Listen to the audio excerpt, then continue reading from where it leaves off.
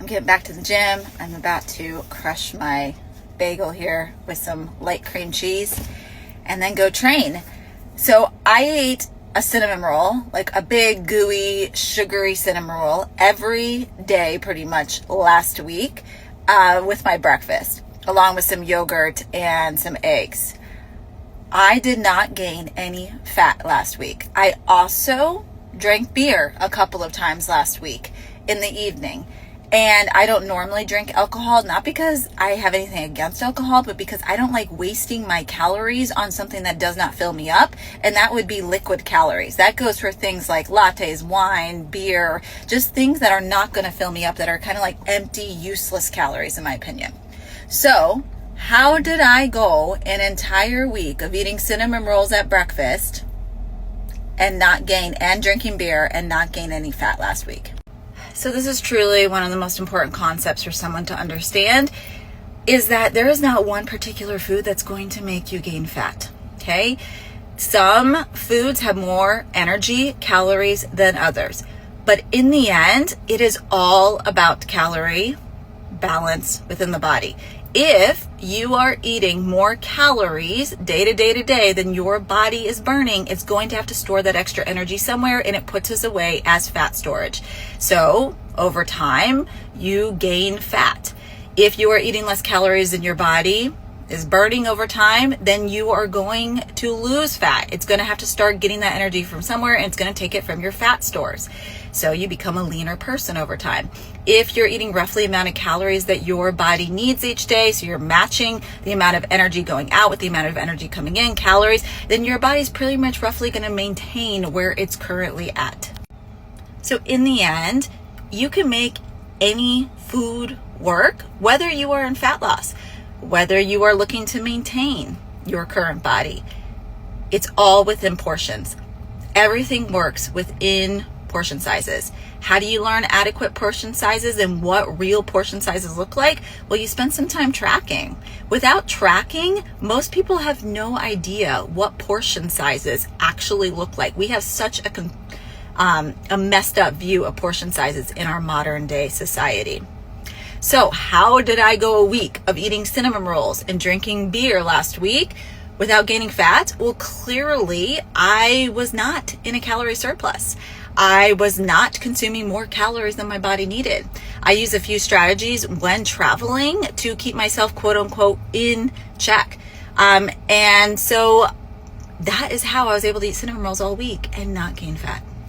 So one of the best things that you can do long term is to embrace the scale. Not because you're looking to be a certain weight forever. Instead, because it is self-monitoring. And you can easily spot when you end up in a calorie surplus over the time if you are not tracking, or if you end up in a calorie deficit, eating less calories than you need, or if you are maintaining. The scale doesn't lie when it comes to that. Now, the scale is going to go up and it's going to go down on a day-to-day basis. That is water retention that is occurring. Water coming and going out of the body. You could hop on the scale at 8 a.m. and it's going to read one thing, and then you could hop on the scale 2 hours later and it's probably going to sit 3 pounds higher. That is just water, food in your system. We're talking about looking at the trend over time and seeing what's happening. My scale currently shows that the trend is that I'm maintaining my weight, which tells me I was not in a calorie surplus last week. I was pretty much maintaining my calories. I actually have a scale at the cabin, so I continued to monitor last week just because I collect data. And my scale was up 4 pounds repeatedly last week. I knew that that was just water. Eating more carbs will do that to you. Travel will do it to you. Getting out of a routine, you name it. Well, guess what? Today, my scale was back down 4 pounds less, back to like where I usually maintain at. That's just what happens. You can see though over time that my trend line is pretty much up and down. Over time, it is stable. So that is why I love to get people to embrace the scale. Not because it's a pass or fail.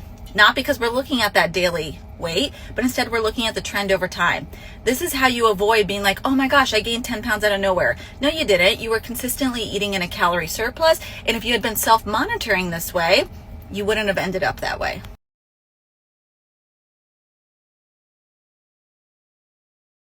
Okay, one last thing to add is that this applies whether you're in perimenopause, menopause, whether you're 20, 30, 70, 80, whatever it is. Nobody defies the laws of thermodynamics, okay? If you are not consistently giving your body more calories, more energy than it needs, you will not gain fat. It cannot mysteriously create energy from nowhere to store as fat. So I say this because so many times I find as women that we want to blame every external circumstance. There are things in perimenopause and menopause that make it harder because something like sleep suffers, which means that your hunger hormones rise, which means that it's easy to overconsume calories.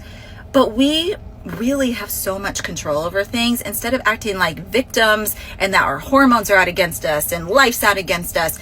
Control what you can control. Take accountability for what you can take accountability. It is truly life-changing and will take away the fear of food. One last thing about what I was saying earlier about calories, because I know I will get messages from people who are like, I tried to be in a calorie deficit and I tried to track my food and I still didn't lose fat. Well, then you were not in a calorie deficit. That usually comes down to tracking inaccuracies. One of the best ways that we solve this problem is to use a food scale. I know people are like so fearful of using a food scale. It's like restrictive. Like, I don't want to do that. If you are not losing fat and you think you are in a calorie deficit because you are tracking your food and you are guessing and estimating, most people are awful at guessing, estimating. I would say all people, including myself. Studies have found that people who guess and estimate what they're eating, portion sizes, calories, usually overestimate at least 1,000 calories.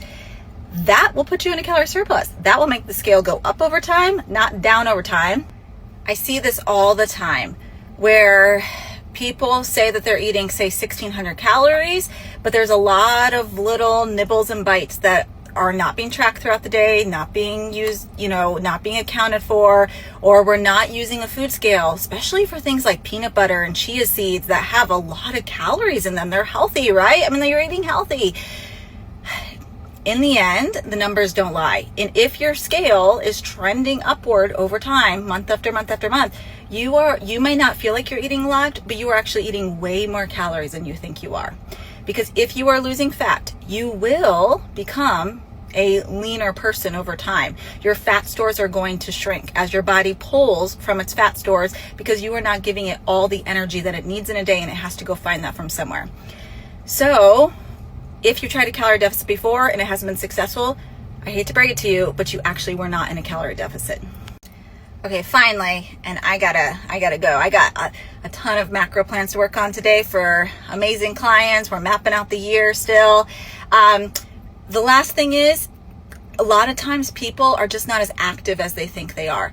And we're not talking about formal exercise here. I'm talking about being a more active person, sitting less, getting up more throughout the day. One of the best ways to monitor this is to wear a step tracker. Okay, we're not talking about like formal walks either. We're just talking about like getting up from your desk every hour and pacing around the office for 5 minutes. This alone can help so much. It is one of my strategies when traveling and not tracking is I maintain a high step count. I maintain an active lifestyle. The more active you are, again, we're not talking about formal exercise. We're not talking about cardio or any of this. Just by being a more active person, your body needs a lot more calories. If you are sedentary, your body needs way less calories, which means in order to lose fat, you have to eat even fewer calories.